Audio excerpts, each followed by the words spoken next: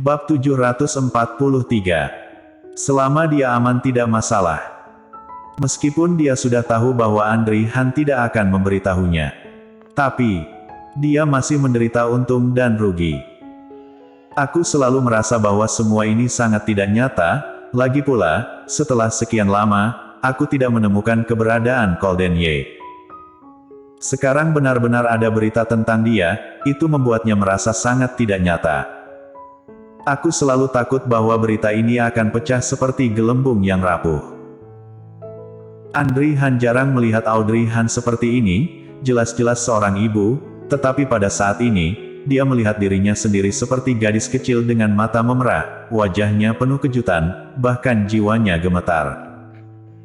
Dia mengulurkan tangannya, menutupi bagian atas kepala Audrey Han, dan suhu telapak tangannya terus berpindah ke Audrey Han. Tindakan aneh ini menghiburnya. Tenang saja.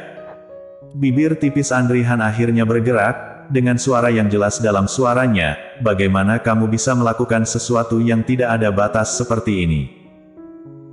Mendengar kepastian dari Andri Han, Audrey Han merasa hatinya sangat tenang, tetapi sebelum dia melihat Golden Ye langsung, dia merasa hatinya masih menggantung. Perasaan seperti ini, takut melihatnya, menyentuhnya, tahu bahwa dia aman, dan akan menghilang saat kembali ke sisinya. Duduklah. Andri Han menariknya, kemudian menyerahkan menu padanya, aku berlari tepat setelah bekerja. Kamu pasti lapar, kan? Makanlah dulu. Audrey Han menggelengkan kepalanya, aku tidak punya nafsu makan. Jika kamu tidak nafsu makan, kamu tetap harus makan, kita jadwal penerbangan malam, tapi tidak ada makanan dalam penerbangan, atau kamu mau kelaparan saat melihatnya. Audrey Han. Siska Su duduk di sebelahnya dan tersenyum tak berdaya, bahkan jika Nona Audrey tidak lapar, jangan membuat bayi dalam perutmu kelaparan. Sudah saatnya makan, bayimu juga sudah waktunya makan. Audrey Han. Di bawah serangan ganda keduanya, Audrey Han hanya bisa memesan sesuatu untuk makan dan minum. Awalnya, dia benar-benar tidak nafsu makan, dan merasa bahwa semua pikirannya tertuju pada Golden Ye. Tapi setelah benar-benar memasukkan makanan ke dalam mulutnya, entah karena hamil atau apa, dia merasa nafsu makannya cukup baik. Masih sangat pagi sampai penerbangan mereka. Andri Han memotong steak dan berkata, ini masih pagi, makanlah perlahan dan jaga dirimu, agar kamu memiliki energi untuk bertemu dengannya. Nanti. Setelah itu, Andri Han tidak melanjutkan, tetapi raut matanya jelas lebih dalam. Nanti kenapa? Audrey Han menggigit makanan, lalu tiba-tiba teringat sesuatu, dia menatap Andri Han.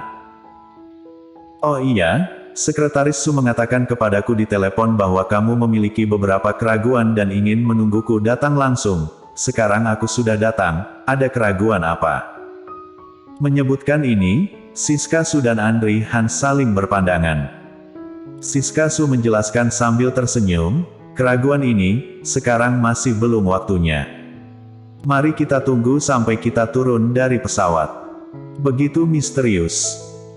Audrey Han memiliki firasat yang tidak diketahui, dia mengerutkan kening dan tidak bisa makan lagi, jadi dia meletakkan sumpit di tangannya. Kalau begitu katakan padaku secara langsung, keraguan ini terkait dengan Golden Ye, kan? Siska Su mengangguk. Audrey Han tiba-tiba menjadi gelisah, apakah dia menunjukkan sesuatu? Siska Su tidak menjawab, Andri Han juga menunduk dan meminum kopi. Sekretaris Su, apakah dia terluka? Katakan padaku, apakah dia baik-baik saja? Siska Su merasa jika dia tidak mengatakan apa-apa, Audrey Han akan benar-benar marah. Emosi wanita hamil itu tidak boleh terlalu banyak berfluktuasi.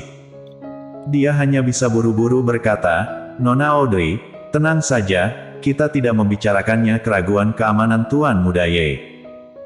Tuan Muda Ye baik-baik saja dan aman. Audrey Han akhirnya merasa lega. Selama dia aman, keraguan lainnya tidak lagi menjadi masalah. Ketika dia bertemu dengannya, entah bagaimana perasaannya, orang bodoh ini.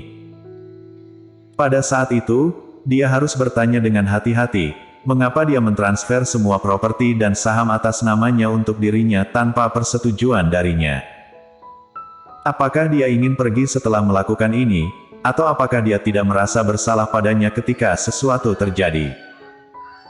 Dia masih mau memarahinya, kenapa tiba-tiba kembali ke Tiongkok, saat kembali kenapa tidak membawa dirinya?